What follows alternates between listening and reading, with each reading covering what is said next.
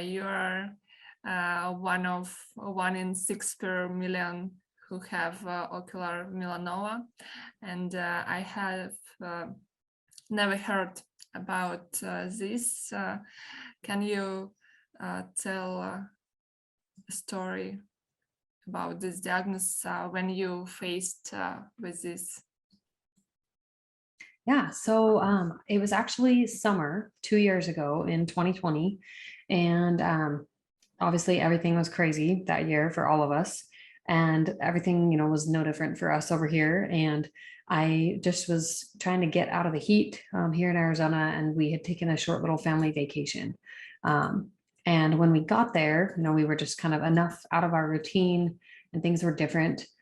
There were also a few other things going on, like in our family's life and in my life, and everything just felt a little bit more crazy and complicated and stressful.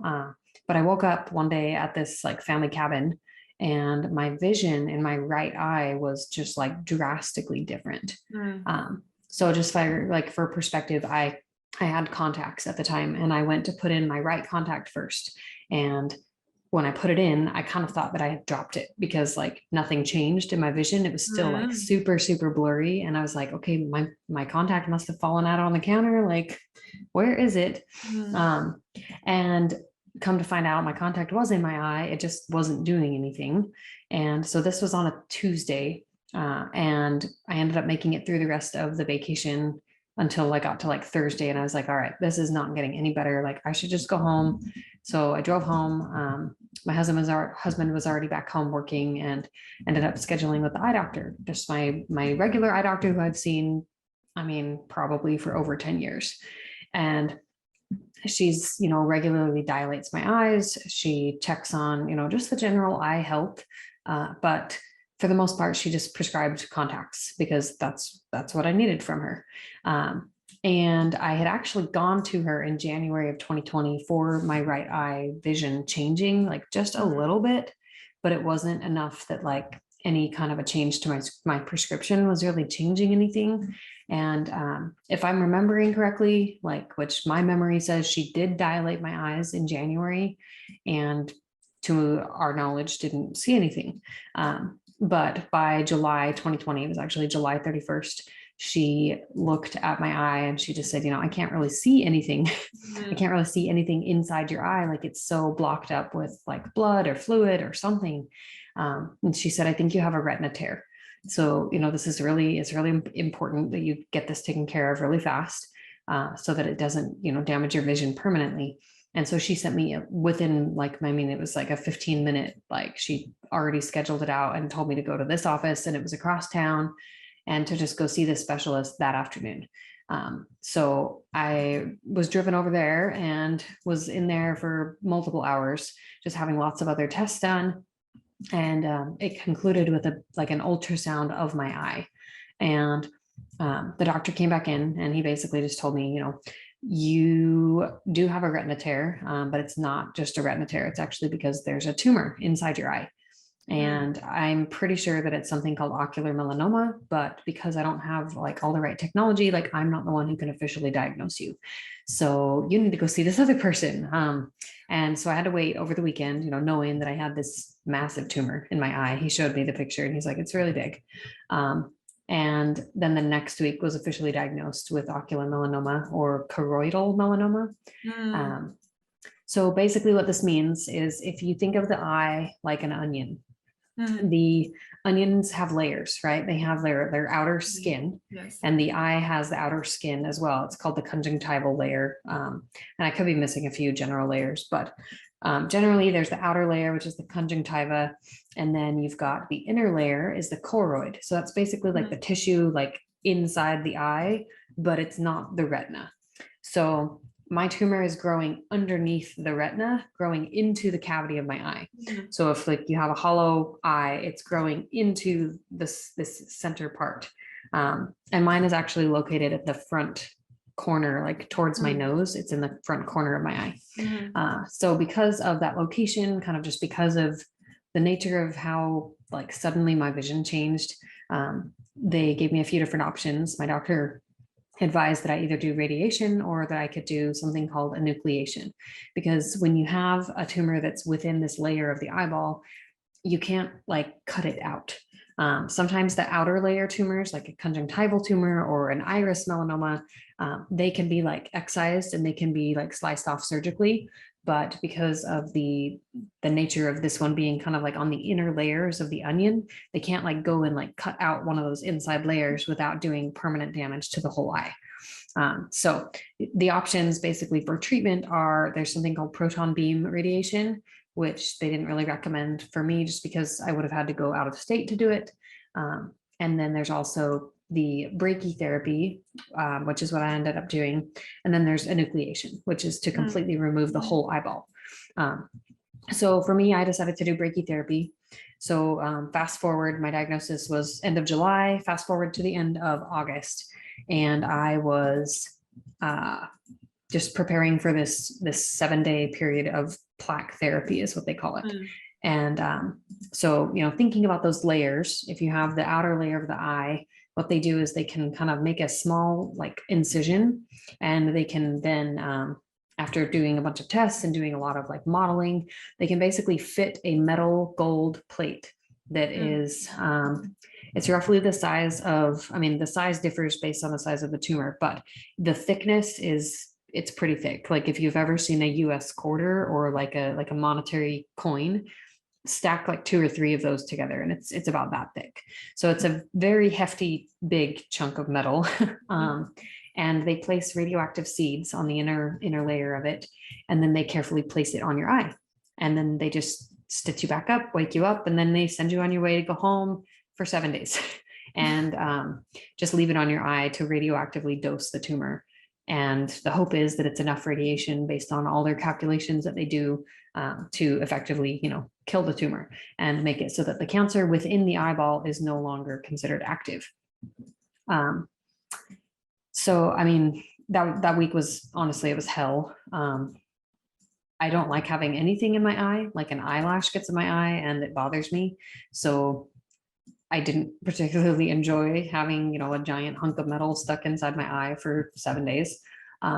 It was really painful. And I like, just because it's radiation, and I had at the time when I was diagnosed, I had a 9-month-old. So my baby was 9 months old. My oldest was 6 turning 7. So my kids are little. I have 3 little kids and I am just barely 30. So I'm like 30 and a half. And my kiddos at the time, like I couldn't be around them just because when you have active radiation in your body or on your body, like you can't be around kids because there's just that danger of accidentally like passing the radiation on to kids, which can cause all kinds of problems. So I was able to stay at my mom's and my dad's house locally. But it was a really hard week. Like it was hard to sleep. I kind of spent the first 2 days basically blind because like our eyes are so good at working together that, you know, you're basically forcing this one to try to stay closed while simultaneously trying to keep this one open, like, and not do anything with this one. You're trying to like basically immobilize one of your eyes, because if you twitch your eye, like then everything hurts. So it was a pretty tough week, but I made it through it. Got to the end of the 7 days and had the plaque removed. And then it was just kind of all about recovery and waiting for test results. So the way that they, in the surgery, the way that the oncologists here in the States and in a few other places can do a biopsy is they do a fine needle aspirated biopsy. So it's like this tiny, tiny, tiny little section where they just basically like take a stab at the tumor to just try to get a tiny little bit of cell material, and they send it to just a lab. One of the labs that we tend to use in the ocular melanoma community worldwide actually is Castle Biosciences. They're actually a sponsor of a Cure Insight, which is great. And they do a molecular testing of this cellular material, and they test for just some different markers that have been researched to indicate how high of risk is this tumor. So in lots of other cancers, like you have like stage 1, stage 2, and you have kind of like these kind of levels of how far progressed is your cancer. Depending on the genetic makeup and the molecular makeup of the tumor in your eye, it's essentially treated as like a stage like a stage 1, 2, or 4, like they kind of Mhm. skip. But there's class 1, class 2, and then in between there's class 1, or it's like class 1A, class 1B, and class 2. So they're basically trying to determine like how likely is it for this cancer to have shed a few cells that then go down your optic nerve and through your bloodstream to begin causing cancer spread somewhere else down the road. We don't know exactly when. So I was waiting for those biopsy results, and mine ended up coming back with kind of the, I guess, the worst possible news in the terms of biopsies. There really are no guarantees in this cancer. You could have a really bad biopsy and you could be fine for 20 years and nothing ever happens. You could have a really good biopsy and then 2 years later you're dead, because this cancer just doesn't really make a whole lot of sense. And the stuff that does make sense, we're still working to understand the rest of it. And so there's just a lot of unknowns. But I got those biopsy results and they obviously like were not ideal. And so the result of that is that I have scans every 3 months for really a pretty good chunk of time. I don't know that it's going to stop anytime soon, because I'm coming up to my 2-year diagnosis date. And I think it's supposed to be somewhere between 2 to 5 years is when you start branching out to about every 6 months for your scans. But the way that this cancer works is that once it's settled in your eye, and it begins growing, like it can start to shed cells before it's detected and before it's treated. And so there really is no guarantee that if you have like brachytherapy or if you have the eye removed, there's no guarantee to say that it for sure didn't already shed some of those cells before the removal or before the radiation treatment. So they don't really feel that there has been a correlation basically in the data to show that it's more effective to like take the eye out and like make sure that the cancer is gone. Like, because if the cancer were to spread, it would spread before we knew it existed. And so that's kind of the challenging thing, is that because it spreads down through the optic nerve and it's kind of just like a couple cells hiding out in the blood, it makes it really hard to find it anywhere. So far there hasn't really been a blood test that can concretely show you have ocular melanoma. You have what they call, the scientific name is uveal melanoma, and we can see it in your blood, but it's not gone anywhere else in your body but your eye. They don't have a way to detect that concretely or confidently yet. So it's kind of like I have this 50+% chance that there could be 2, 3 of these cells floating around in my blood. And if they meet up and decide to start dating and make a family, then eventually they're going to need a house. And the house that they would go to live in is my liver. So I have scans every 3 months of my liver to really just watch that really closely, because if they do make a house in your liver, they're really, really hard to kick out. Really, any cancer that settles as a primary location or the main location that it spreads is the liver. It can be really hard to treat just because of the way that the liver filters the blood and like all of these things. So it can just make it really complicated, but the hope is that the sooner that they can catch any kind of metastatic spread in the liver, the sooner they can try to treat it and to like contain it and keep it under control. But obviously, like there's a whole lot of unknowns. There's really no definitive treatment for ocular melanoma that says, yes, this is the one we do. This is the one that works for like metastatic spread. If it, we have treatments that work for the eye and we're successful in treating what I guess the primary tumor, but once it spreads, there's really not been anything that has advanced solidly to make sure that people actually get to live through this if it does spread. So, I mean, I guess that's probably the hardest part. Like after all of this time is just that unknown and the uncertainty of, is this gonna spread or is it not? And if it does, like, what am I gonna do? Like, I mean, I have a really good team of doctors and oncologists, but there's still just, there's no guarantee of anything. It's just kind of like, well, we'll handle that. We'll handle that when it comes, if it comes. So yeah, I mean, that's kind of where I'm at to this point. Now you're in remission. So it's kind of tricky because you don't really call it remission, because you're kind of like, because of how unknown it is, if the cancer already spread, if it's kind of like hiding out invisible in your blood, they can't really say that you're in remission, especially as a high risk patient like myself or like anybody else who's a class 2 patient. They don't really call it remission until you've made it like well past the expected time that the cancer could spread. So like my biopsy results anticipate that a class 2 patient who is PRAME positive, meaning it has like maybe a little bit higher of a chance of spreading than someone else. So a class 2 patient has a 50+% chance that it will metastasize within 2 to 5 years of diagnosis.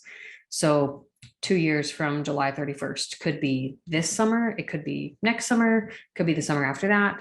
So like I have scans regularly to watch for that high risk because it's kind of like an expected, like this is probably going to happen for at least half of the patients who are diagnosed every year. So if there's 6 in every million, 3 of those people are going to be diagnosed with metastatic spread.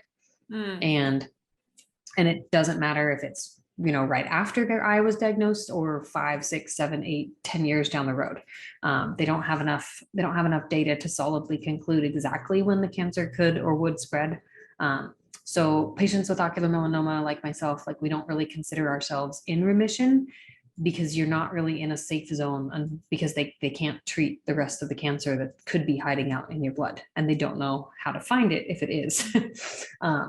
So, I mean, it's, for the moment, my eye is in remission, like the eye tumor is in remission, but the rest of the kind of the cells that could or could not be in my body, we don't know. So I'm on cancer watch is what I call it for at least 10+ years. I'm probably going to be on cancer watch for the rest of my life. So I have a question from my colleague. She has poor eyesight and wears glasses. Who have poor eyesight, are they higher probability ocular melanoma, or is it independent of that? It's absolutely independent of whether or not you have good or bad vision. So all of the data that we do have around ocular melanoma patients who are diagnosed points to the fact that it really doesn't play favorites. Demographically, we tend to see, you know, at least from the reports in like the American Cancer Society, we do tend to see maybe 50+% of the population are white Caucasian males over the age of like 50. And they tend to have lighter colored eyes, but some of them who were diagnosed, and really anyone who's been diagnosed, I've talked to people who have poor vision their whole life and they have regular eye exams and they get diagnosed kind of like as a fluke. And then I have other people who they haven't seen an eye doctor in 10 years because their vision's great and they haven't really had the need to go see an eye doctor for glasses or contacts. And then one day their vision changed, or there was a spot on their eye, or they started to see like flashes or floaters. And so like there's just different things that can change that can indicate that there's something wrong. What we tell, like here at A Cure in Sight, what we tell the public, what we really are trying to just worldwide like change this narrative around eye exams is because there's no like, oh, you're in the highest risk group, you're guaranteed to like have this as a risk, you should go get your eyes checked. We just tell everyone worldwide, like get your eyes checked by an ophthalmologist who is going to do a dilated eye exam. And if possible, if your ophthalmologist can refer you to a retina specialist or has the equipment to do a retina scan, then that's going to give you documented images of the inside layers of your eye to watch and make sure that nothing changes. And so, you know, if you are someone who like feels like, oh, I don't need glasses, I have good vision, I don't need to have my eyes checked, you're wrong. You do need to have your eyes checked. And we really encourage people, like, I feel like it's so important to have your eyes checked and dilated every year. And I do the same for my kids. I encourage, you know, my friends and family to do the same, because they're still learning about what causes it. And even though it is so rare, there are still so many other like health issues and things that can be determined by doing a dilated eye exam, that it's just very important that this, like to us as patients, it's very important that a dilated eye exam, a comprehensive eye exam where they do digital pictures if possible, becomes the standard of care, like for eye care across the world, because it's so much easier to treat and it's so much more likely to have good outcomes for patients whose tumors are caught early when they're small, when they're much less aggressive. Basically, if you think about the difference between a class 1 patient who is a class 1 tumor and a class 2 tumor, this is the difference between a couple millimeters, so less than the size of your pinky tip, to like bigger than the size of my thumb. That's the difference in like the size of these tumors within the eyeball. And when they get to be really big, it's not always true, but it's almost always true that they are much more aggressive. So it's like the difference between having a stage 1 cancer in your eye and a stage 4 cancer in your eye. And if it's stage 4 in your eye and it spreads somewhere else, it's like immediate stage 4. There's no like, you don't graduate from stage 4 in your eye and go back to stage 1 in your liver. Like it's immediately very high risk, very low survival rate. Like there's just a lot of hard things about the diagnosis itself. So the best way to avoid it is to, do prevention and make sure that you're having preventative care and monitoring. And then if you do get diagnosed, just, trust your doctors. And if you don't trust your doctors, find doctors you do trust. So, I mean, I don't know if you have any other specific questions, but I mean, I'm definitely happy to answer them. Now, how you protect your glasses? So, I mean, I wear glasses now because I have this eye over here is completely blind due to the treatment. And that's just kind of one of the side effects. It sometimes happens, it sometimes doesn't. For me, because my retina had detached so much, like my eye just went blind almost immediately. But my tumor is also fairly big. And I wear glasses to make sure that I can protect this eye by just having like a physical barrier. So like, if glass shatters, if, water splashes, like things like that, dust, like I at least have something to try to protect this eyeball over here from any kind of physical damage.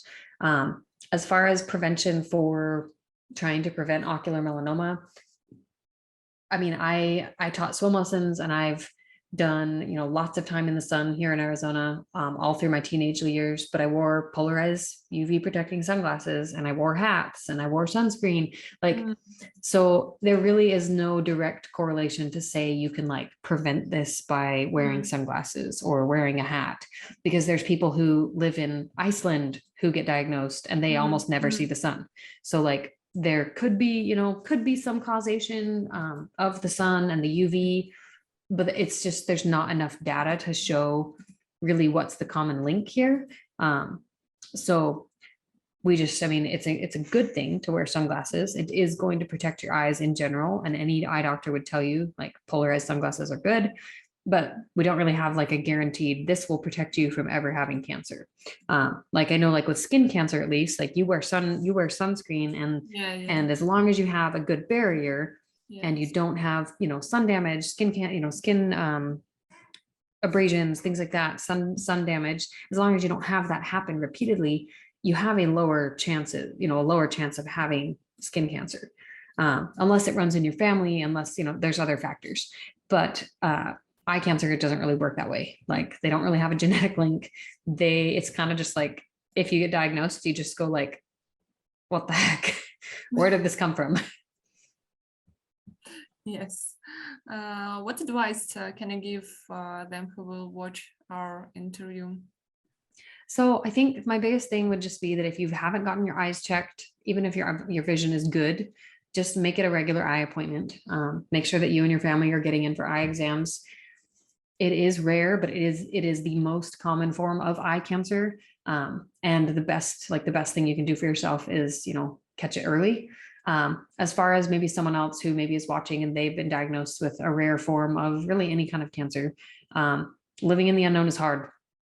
It's really, really hard. And it takes a lot of practice to just, I guess, I try to like focus on just like processing what's happening and then focusing on living in the present, because if this kind of a diagnosis does anything, it really just reminds you like how mortal you are. And that can be a really scary thing to face.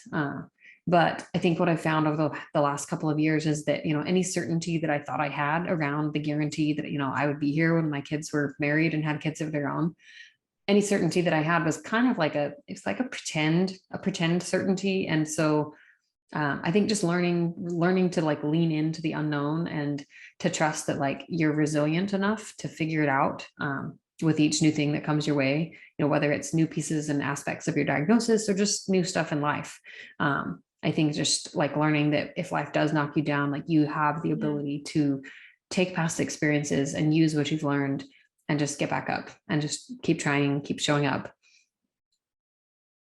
And spend not much time in gadgets. Yeah, I mean, I don't know, we could argue like, stay off of your phone a little bit more, like watch your screen time. But I mean, again, we don't have enough data to show if there's a correlation there either. Like it's just tricky. It's tricky.